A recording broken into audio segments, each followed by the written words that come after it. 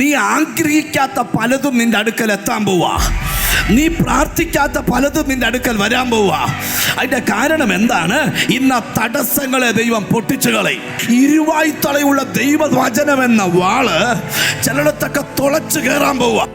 ഈ സമ്പത്ത് ഒരുത്തന്റെ മേൽ വരുന്നത് യഹോവയുടെ അനുഗ്രഹത്താലാ.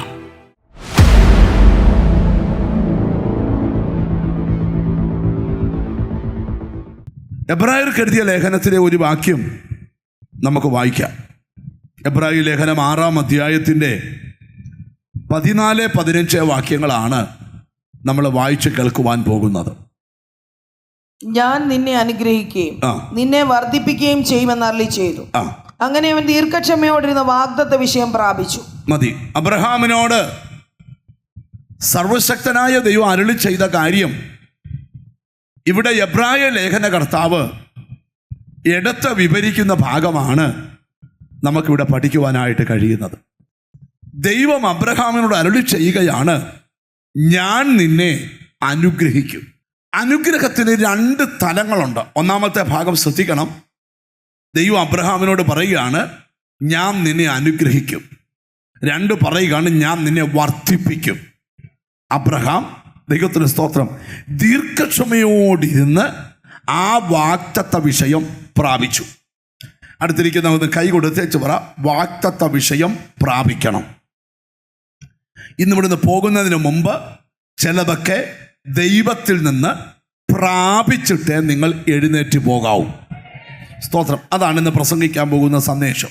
ഒന്നാമത് പറഞ്ഞത്, അബ്രഹാമിനോട് പറഞ്ഞു, നിന്നെ ഞാൻ അനുഗ്രഹിക്കും. അനുഗ്രഹത്തിന് 2 തലങ്ങളുണ്ട്. ഒന്നാമത്തെ തലം ആത്മീയ അനുഗ്രഹമാണ്.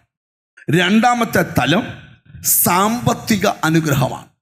സാമ്പത്തിക അനുഗ്രഹത്തെക്കുറിച്ച് പഠിക്കുമ്പം ചിലരുടെ ജീവിതം നമ്മൾ പഠിച്ചാൽ വർഷങ്ങളായി എന്നും അവർക്ക് ദാരിദ്ര്യാവസ്ഥ മാത്രമേ ഉള്ളൂ. ചിലരെ പഠിച്ചാൽ ഒരു സാമ്പത്തിക നന്മ വരും, പെട്ടെന്ന് അതിഭയങ്കര ദാരിദ്ര്യ അവസ്ഥയിലേക്ക് അവർ കൊമ്പുകുത്തും. വേറെ ചിലര് അവരുടെ കാലത്തൊരു സാമ്പത്തിക നന്മ ഉണ്ടായില്ല, എന്നാൽ അവരുടെ തലമുറയുടെ കാലമായിട്ടും അതുണ്ടാകുന്നില്ല. ഈ ഭൂമിയിൽ ജീവിക്കുമ്പം നമുക്ക് സമ്പത്ത് വളരെ ആവശ്യമാണ്. ഈ പൊതുവെ ആത്മീയഗോളത്തിലൊരു പഠിപ്പിക്കലുണ്ട്, സമ്പത്ത് വർദ്ധിച്ചാൽ നമ്മൾ തെറ്റിപ്പോവുമെന്ന്. തെറ്റിപ്പോവോ? പോകത്തില്ല. അതൊക്കെ ചുമ്മാ വെറും ധാരണയാ. ദാരിദ്ര്യമില്ലാതെ ജീവിച്ചാൽ തന്നെ നമ്മുടെ സ്പിരിച്വൽ ലൈഫ് ഭയങ്കര പവർഫുൾ ആവും. വർഷങ്ങളായി ദൈവത്തെ സേവിക്കാൻ ഇറങ്ങിയിട്ടും ദാരിദ്ര്യം മാറാത്തത് നിമിത്തം ഇന്ന് അവരുടെ തലമുറ പ്രേരണ പോലും വരുന്നില്ല. അമ്മ പ്രാർത്ഥിച്ചിട്ട് എന്തുവായി? അപ്പം പ്രാർത്ഥിച്ചിട്ട് എന്തുവായി? എന്നും ഞങ്ങൾക്ക് ഈ കടമേ ഉള്ളോ? എന്നും ഈ ദാരിദ്ര്യമേ ഉള്ളോ എന്നൊരു ചോദ്യം നിങ്ങളുടെ ചിലരുടെ ഉള്ളിൽ കിടക്കുമ്പോൾ ഇതിനകത്തുനിന്ന് എങ്ങനെ വിടുതൽ പ്രാപിക്കാമെന്ന ഇന്നത്തെ ധ്യാനം. ബൈബിൾ പഠിപ്പിക്കുന്ന ഒരു കാര്യം, ദൈവത്തിന് മുഖപക്ഷം ഇല്ല. ചിലരെ അനുഗ്രഹിക്കുന്നു, ചിലരെ അനുഗ്രഹിക്കുന്നില്ല. ദൈവത്തിന് മുഖപക്ഷം ഇല്ല എന്ന് പറയുമ്പം എന്തുകൊണ്ട് അങ്ങനെ സംഭവിക്കുന്നു? ഇപ്പം വചനം ധ്യാനിച്ചു പോകുമ്പം ചിലരുടെ കുറവുകളൊക്കെ വെളിപ്പെടാം, തടസ്സങ്ങൾ വെളിപ്പെടാം, പ്രതിസന്ധികൾ വെളിപ്പെടാം. കുറവാണെങ്കിൽ ഏറ്റുപറയണം, തടസ്സമാണെ പൊട്ടിമാറണം, പോരാട്ടമാണെ അഴിഞ്ഞു മാറണം.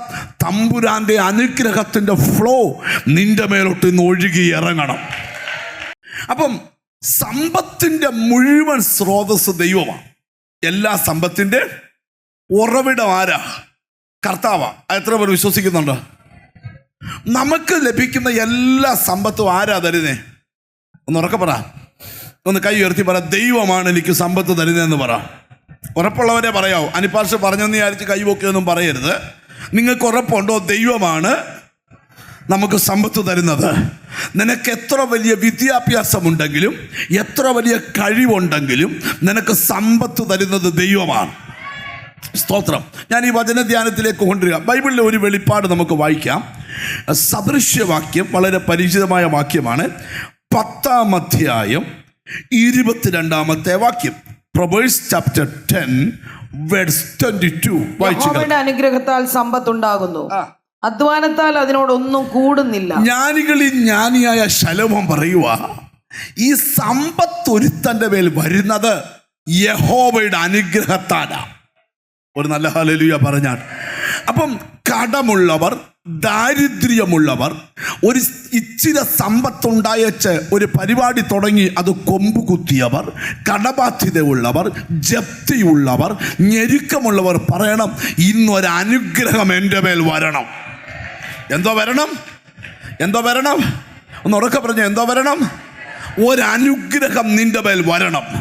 എന്നോട് ദൈവത്തിൻ്റെ ആത്മാവ് പറയുക, നിന്റെ വീടിനെ നോക്കി ജീസസ് ഇവൻ്റെ അവസ്ഥ ഇങ്ങനെ ആയല്ലോ എന്ന് പറഞ്ഞ ആൾക്കാർ അല്പ ദിവസം കഴിയുമ്പോൾ ഇവൻ്റെ അവസ്ഥ എങ്ങനെ ഇങ്ങനെ മാറിയെന്ന് ചോദിക്കുന്ന അന്തരീക്ഷം ഉണ്ടാകണം. എന്നോട് ദൈവാത്മാവ് ദൂത് പറയുക, നീ ആഗ്രഹിക്കാത്ത പലതും നിന്റെ അടുക്കൽ എത്താൻ പോവാ. നീ പ്രാർത്ഥിക്കാത്ത പലതും നിന്റെ അടുക്കൽ വരാൻ പോവാ. അതിൻ്റെ കാരണം എന്താണ്? ഇന്ന് തടസ്സങ്ങളെ ദൈവം പൊട്ടിച്ചു കളയും. സ്തോത്രം. നിങ്ങൾ മീറ്റിംഗ് കഴിഞ്ഞിട്ടായാലും നിങ്ങളുടെ ഒരു സ്നേഹിതന് എന്നും ദാരിദ്ര്യാവസ്ഥയിലാണ് കിടക്കുന്നതെങ്കിൽ ഈ മെസ്സേജിൻ്റെ ലിങ്ക് ഷെയർ ചെയ്ത് കൊടുക്കണം. ദൈവമക്കളുടെ മേൽ സമ്പത്ത് വന്നാൽ അത് ദൈവവേലയ്ക്ക് പ്രയോജനമാകും. നിങ്ങളുടെ പൈസ കൊണ്ട് നിങ്ങളുടെ ദേശത്തൊരു കൺവെൻഷൻ നടത്തത്തില്ലയോ? നിങ്ങളുടെ പൈസ കൊണ്ട് നിങ്ങളൊരു സഭാ ഹോൾ പണിത് കൊടുക്കത്തില്ലയോ? സ്തോത്രം. ഇതൊക്കെ ഇല്ലാത്തത് കൊണ്ടാണ് നമ്മൾ ചെയ്യാത്തത്. പിശാചിനറിയാം നിന്റെ ഈ സമ്പത്ത് വന്നാൽ നീ പലതും ചെയ്യും. അതുകൊണ്ട് നിന്റെ കയ്യിൽ തമ്പുരാൻ തരാൻ അനുവദിച്ചത് എവിടൊക്കെയോ തടയപ്പെട്ട് കിടക്കുകയാ. ഇരുവായ്ത്തലയുള്ള ദൈവവചനം എന്ന വാള് ചിലടത്തൊക്കെ തുളച്ചു കയറാൻ പോവുക.